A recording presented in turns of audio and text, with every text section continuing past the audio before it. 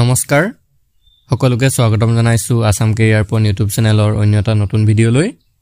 মনোগল আজিৰ ভিডিঅ'টিত আমি আপোনালোকৰ আগন্তুক অনুষ্ঠিত হ'ব লগা এডিআৰই গ্ৰেড 3 গ্ৰেড 4 আসাম পুলিচৰ বাবে কেইটামান অতিকৈ গুৰুত্বপূৰ্ণ প্ৰশ্ন আলোচনা কৰিম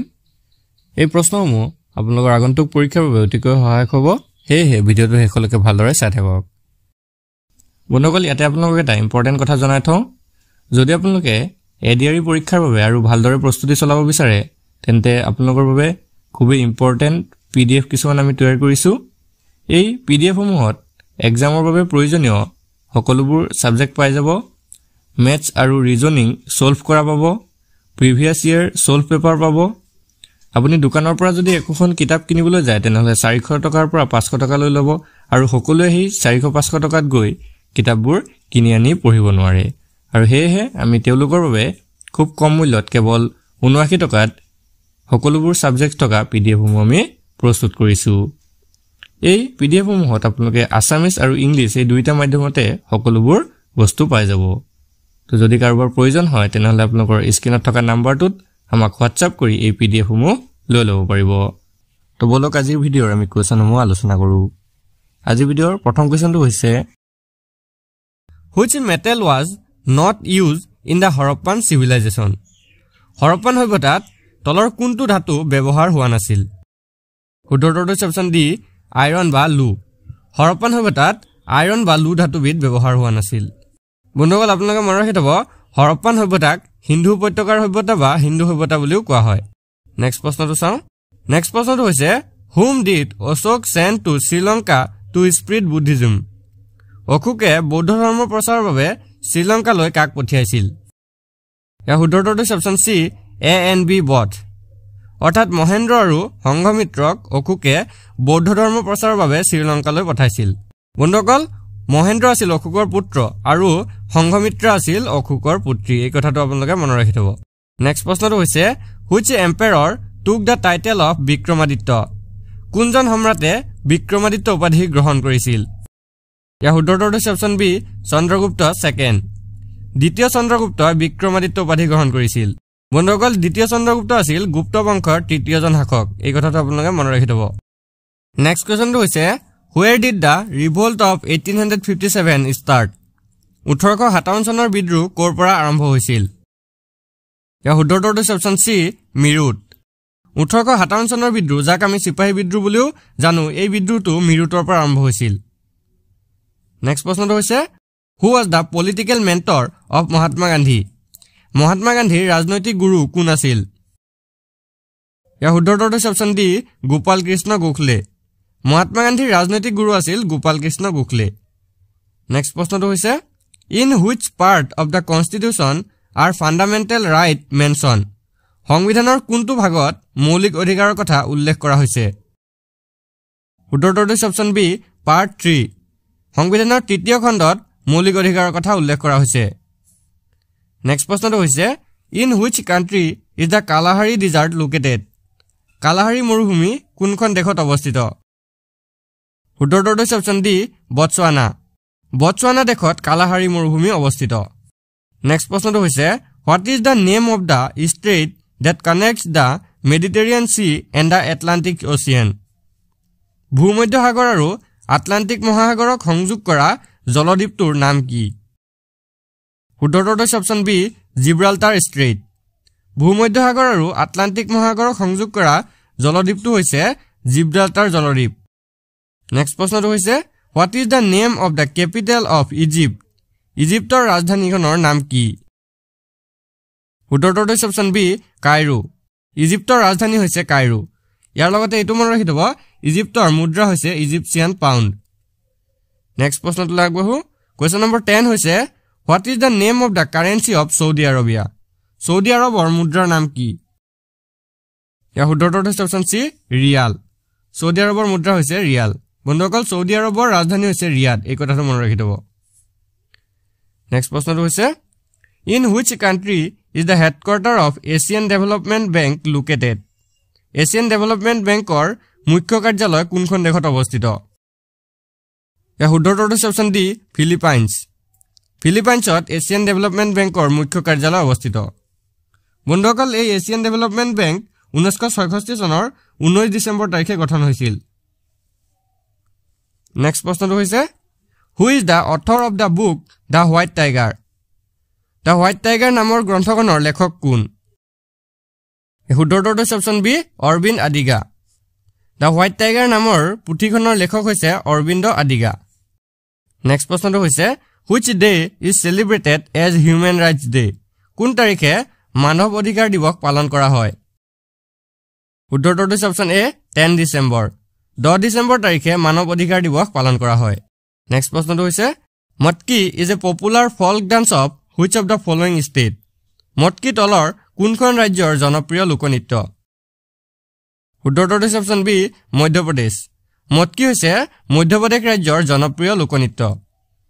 নেক্সট প্ৰশ্নটো চাওঁ The Baha'i temple is located in which state or union territories of India? Baha'i মন্দিৰ ভাৰতৰ কোনখন ৰাজ্য বা কেন্দ্ৰীয় শাসিত অঞ্চলত অৱস্থিত? উত্তৰটো হৈছে অপচন বি দিল্লী। Baha'i মন্দিৰ ভাৰতৰ দিল্লীত অৱস্থিত। নেক্সট প্ৰশ্নটো হৈছে which is the only planet in the solar system that rotates from east to west? পূবৰ পৰা পশ্চিমলৈ ঘূৰি থকা সৌৰজগতৰ একমাত্ৰ গ্ৰহটো কোনটো? या শুদ্ধটো হৈছে অপচন সি ভেনাস বা শুক্ৰ গ্ৰহ পূবৰ পৰা পশ্চিমলৈ ঘূৰি থকা সৌৰজগতৰ একমাত্ৰ গ্ৰহটো হৈছে শুক্ৰ গ্ৰহ বন্ধুসকল নেক্সট প্ৰশ্নটো হৈছে who was the first Ahom empire to assume the Hindu title Swarganarayan উপাধি গ্ৰহণ কৰা প্ৰথম আহোম সম্ৰাট কোন আছিল শুদ্ধটো হৈছে অপচন ডি চুহুংমুঙে প্ৰথম স্বৰ্গনাৰায়ণ উপাধি গ্ৰহণ কৰিছিল নেক্সট প্ৰশ্নটো হৈছে Which of the following sites has Hindu, Buddhist and Jain religions together? তলৰ কোনটো স্থানত হিন্দু, বৌদ্ধ আৰু জৈন ধৰ্মৰ ধ্বংসাৱশেষ একেলগে আছে? ইয়াৰ শুদ্ধটো হৈছে অপচন বি সূৰ্য পাহাৰ। সূৰ্য পাহাৰত হিন্দু, বৌদ্ধ আৰু জৈন ধৰ্মৰ ধ্বংসাৱশেষ একেলগে আছে। নেক্সট প্ৰশ্নটো হৈছে Which of the following region of Assam is famous for wild horses? অসমৰ তলৰ কোনটো অঞ্চল বন্য ঘোঁৰাৰ বাবে বিখ্যাত? या শুদ্ধটো হৈছে option C Dibru Saikhowa national park অসমৰ ডিব্ৰু-চৈখোৱা ৰাষ্ট্ৰীয় উদ্যানখন বন্য ঘোঁৰাৰ বাবে বিখ্যাত নেক্সট কোৱেশ্চনটো হৈছে Assam shares international border with which of the following countries অসমে তলত উল্লেখ কৰা কোন কেইখন দেশৰ সৈতে আন্তঃৰাষ্ট্ৰীয় সীমান্ত ভাগ বতৰা কৰে या শুদ্ধটো হৈছে অপচন বি ভূটান আৰু বাংলাদেশ অসমে ভূটান আৰু বাংলাদেশৰ সৈতে আন্তঃৰাষ্ট্ৰীয় সীমান্ত ভাগ বতৰা কৰে নেক্সট প্ৰশ্নটো লাগব নেক্সট প্ৰশ্নটো হৈছে what is the unit of work কাৰ্যৰ একক কি শুদ্ধটো হৈছে অপচন এ জুল কাৰ্যৰ একক হৈছে জুল নেক্সট কোৱেশ্চনটো হৈছে what is the branch of science that studies human skin called মানুহৰ ছালৰ অধ্যয়ন কৰা বিজ্ঞানৰ শাখাটো কি বুলি কোৱা হয় ইয়াৰ শুদ্ধটো হৈছে অপচন ডি ডাৰ্মেটলজি মানুহৰ ছালৰ অধ্যয়ন কৰা বিজ্ঞানটোক ডাৰ্মেটলজি বা ছাল বিজ্ঞান বুলি কোৱা হয় নেক্সট প্ৰশ্নটো হৈছে what is the national flower of Sri Lanka শ্ৰীলংকাৰ জাতীয় ফুল কি ইয়াৰ শুদ্ধটো হৈছে option B blue water lily শ্ৰীলংকাৰ জাতীয় ফুলবিধ হৈছে ব্লু ৱাটাৰ লিলি নেক্সট প্ৰশ্নটো হৈছে what is the national flower of Afghanistan আফগানিস্তানৰ জাতীয় ফুল কি ইয়াৰ শুদ্ধটো হৈছে অপচন এ টিউলিপ আফগানিস্তানৰ জাতীয় ফুল হৈছে টিউলিপ নেক্সট প্ৰশ্নটো হৈছে who was the first deputy prime minister and home minister of India ভাৰতৰ প্ৰথম উপ প্ৰধানমন্ত্ৰী আৰু গৃহমন্ত্ৰী কোন আছিল শুদ্ধটো হৈছে অপচন বি চৰ্দাৰ বল্লভভাই পেটেল ভাৰতৰ প্ৰথম উপ প্ৰধানমন্ত্ৰী আৰু গৃহমন্ত্ৰী আছিল বল্লভভাই পেটেল নেক্সট প্ৰশ্নটো হৈছে who was the first women chief minister of India ভাৰতৰ প্ৰথম মহিলা মুখ্যমন্ত্ৰী কোন আছিল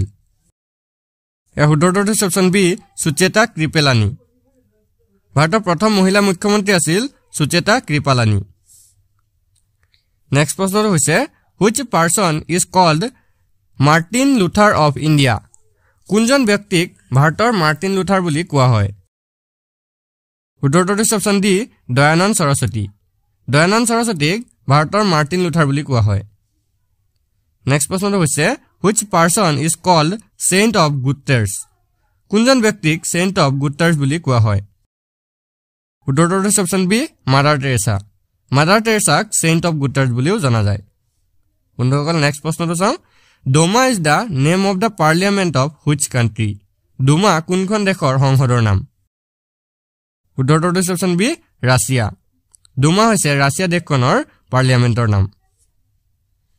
নেক্সট প্ৰশ্নটো হৈছে by what name was Sri Lanka earlier known শ্ৰীলংকাক আগতে কি নামেৰে জনা গৈছিল উত্তৰটো হৈছে অপশ্যন সি চেইলন শ্ৰীলংকাক আগতে চেইলন নামেৰে জনা গৈছিল নেক্সট প্ৰশ্নটো হৈছে which city in India is called the Kohinoor of India কোনখন চহৰক ভাৰতৰ কোহিনুৰ বুলি কোৱা হয় উত্তৰটো হৈছে অপশ্যন এ অন্ধ্ৰপ্ৰদেশ ভাৰতৰ অন্ধ্ৰপ্ৰদেশ ৰাজ্যখনক ভাৰতৰ কোহিনুৰ বুলি কোৱা হয় নেক্সট প্ৰশ্নটো হৈছে অৰেণ্টলজি ইজ দ্য ষ্টাডি অফ অৰেণ্টলজিত কিহৰ বিষয়ে অধ্যয়ন কৰা হয় উত্তৰটো হৈছে option D study of birds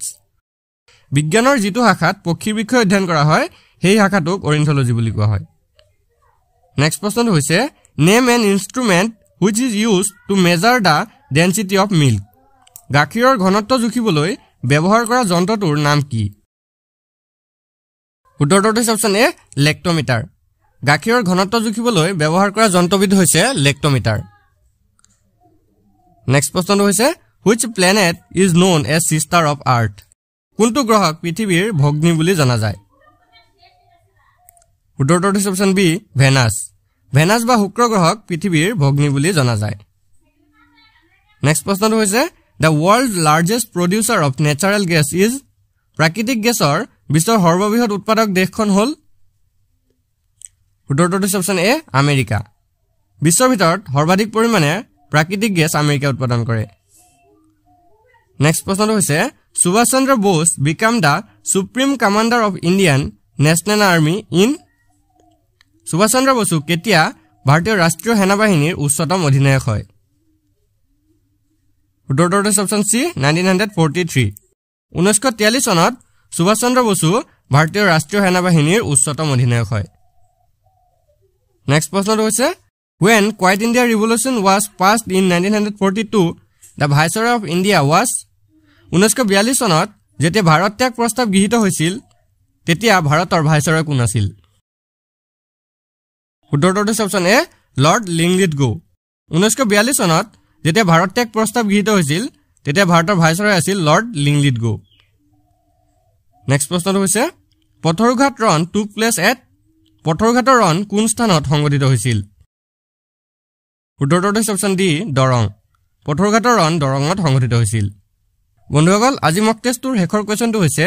who was the great ruler of Kalinga in ancient time প্ৰাচীন কালত কলিংগৰ মহান শাসক কোন আছিল উত্তৰটো হৈছে অপশ্যন সি খাৰভেল প্ৰাচীন কালত কলিংগৰ মহান শাসক আছিল খাৰভেল বন্ধুসকল আজি ভিডিঅ'টো আপোনালোকৰ বাবে ইনফৰমেটিভ হলে ভিডিঅ'টো এটা লাইক কৰি দিব আৰু আমাৰ আগৰ মক টেষ্টসমূহ যদি আপোনালোকে চোৱা নাই তেনেহলে ডেসক্ৰিপচনত লিংক আছে আপোনালোকে তাৰ পৰা গৈ ভিজিট কৰি চাই ল'ব পাৰিব ধন্যবাদ